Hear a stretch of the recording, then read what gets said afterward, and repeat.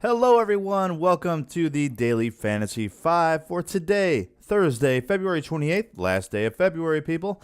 I'm bringing you the 5 things you need to know today in the world of fantasy sports, and I've even got a bonus for you at the end of the show. But before we get to that, as always, we have to thank our sponsor, mathradio.com. If you have children between the ages of 7 and 17, go to www.mathradio.com to grab a math course for your child. Pick up a math course for as little as $9.99 and see their grades in school rise. Test scores go up dramatically, and you might even get your kid into college. So go to mathradio.com today. All right, let's get to it. We have a big show today. Let's start with the Kings-Bucks matchup from last night. So we talked about Giannis Antetokounmpo earlier this week. With that injury, what were the Bucks going to do with him? Well, the answer is put him on a minute restriction. He only played 24 minutes in an overtime matchup with the Kings last night. So that is a pretty big story going forward for Giannis owners and daily fantasy basketball players. You need to keep an eye on this situation. You have to monitor it to see what is going to happen with the Greek Freak.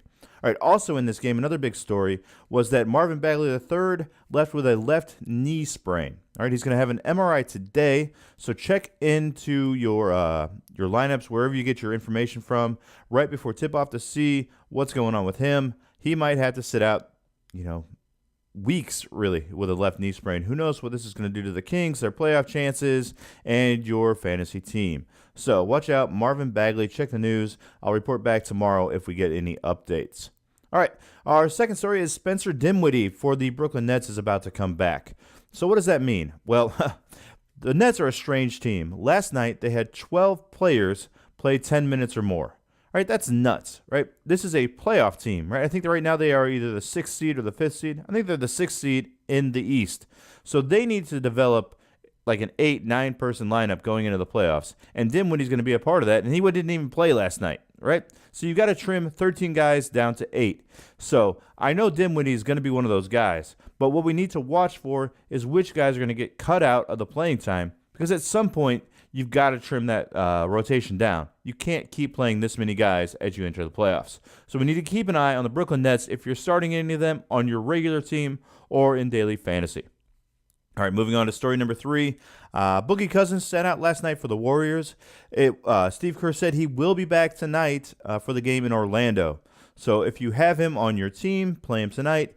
I like him in daily fantasy tonight as well, going against Orlando. They have some big guys, but they aren't known defensively. They're more offensive players. Boogie could have a really nice game tonight, especially having the rest from not playing last night. All right, story number 4. We've got 2 guys coming back for the Chicago Bulls. Chris Dunn and Otto Porter Jr. both played last night. Now, normally I wouldn't care because it's the Bulls, but the Bulls are playing their best ball of the entire season right now, which is crazy since they should be tanking and going for a great lottery pick to try to get Zion or someone great like that. But the Bulls are just playing excellent. I mean, Markkanen is really the guy, but I mean, Chris Dunn and Otto Porter Jr. are both respectable in daily fantasy or even at the very end of your bench. Either guy could have a nice night, when the matchup serves them, and the Bulls are just playing great lately. I mean, that's all there is to it. I don't really like the Bulls, but you can't argue with the results right now. So Chris Dunn, Otto Porter Jr., they both played 30 minutes in the return last night, so they're both viable fantasy options going forward. And our 5th story of the night comes from Brian Forbes, San Antonio Spurs. He is also injured. He had to be helped off the court with an injured calf for the Spurs. So I know, Brian Forbes isn't a household name, but he has been playing, almost 30 minutes a night for the Spurs over the last, 5 or 6 games. So a lot of you might have been playing him on your fantasy team or in daily fantasy. All right, so this is a name that you need to cross off your list, at least for right now. The Spurs don't have a very deep squad. If he's out, expect the other guys to get more minutes, like Rudy Gay, who we've mentioned a couple times on this show. All right, that's the 5 big things you needed to know from last night's huge slate of NBA games. But I wanted to give you 2 more little nuggets before we leave today because there's another big slate of games tonight. So 2 guys that I like heading into tonight's matchups are, number 1, Kevin Love against the New York Knicks. I've been talking about Kevin Love all week. His price keeps going up and up and up. We started in the mid-5,000s. Last night he was like 7,100. Tonight's game, 7,500 at the New York Knicks. The Knicks don't play defense. They stink. All right, Kevin Love should have a huge game. They keep trying to showcase him.